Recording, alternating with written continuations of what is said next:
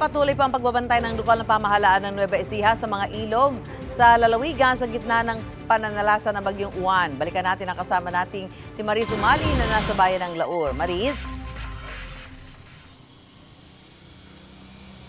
Ate Sue, bahagyan na nga humina yung ulan at hangin. Kung ikukumpara sa lakas ng pagbayo nito kagabi sa kasagsagan ng pananalasa ng Super Typhoon Uwan.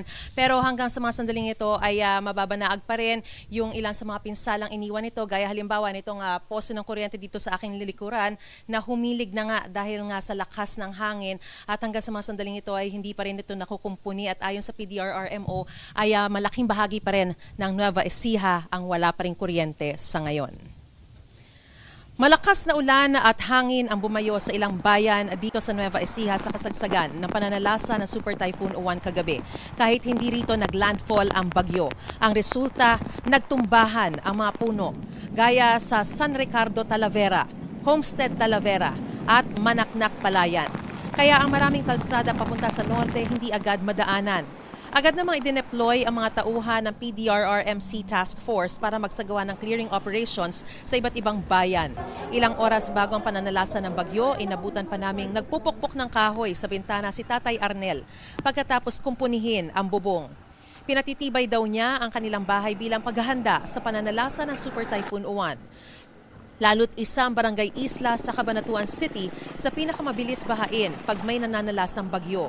Noong nakaraang bagyong Lando, umabot daw ng hanggang 10 talampakan ang taas ng baha.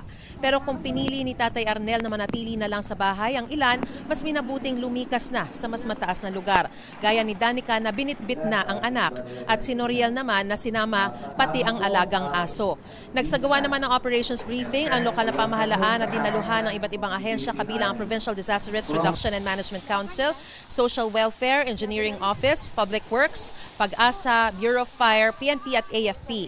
Nakaposisyon na rin ang mga heavy equipment sa hazard-prone areas bago pa man manalasa ang bagyo. Nagsagawa din ng preemptive evacuation ng mga lokal na pamahalaan, lalo sa mga barangay malapit sa mga ilog at creek, gaya sa Rizal, Gabaldon at Zaragoza, Nueva Ecija. Ayon sa PDRRMO, may 4 na pangunahing ilog na binabantayan ngayon sa probinsya, ang Pampanga River, Talavera River, Rio Chico River at Peñaranda River. Bilang paghahanda sa inaasahang pagtaas nga ng ilog mula Digmala River ay tinaasan na ang dike nito sa Barangay Kalaanan, Bungabon, Nueva Ecija para maiwasang umapaw sa mga bahay.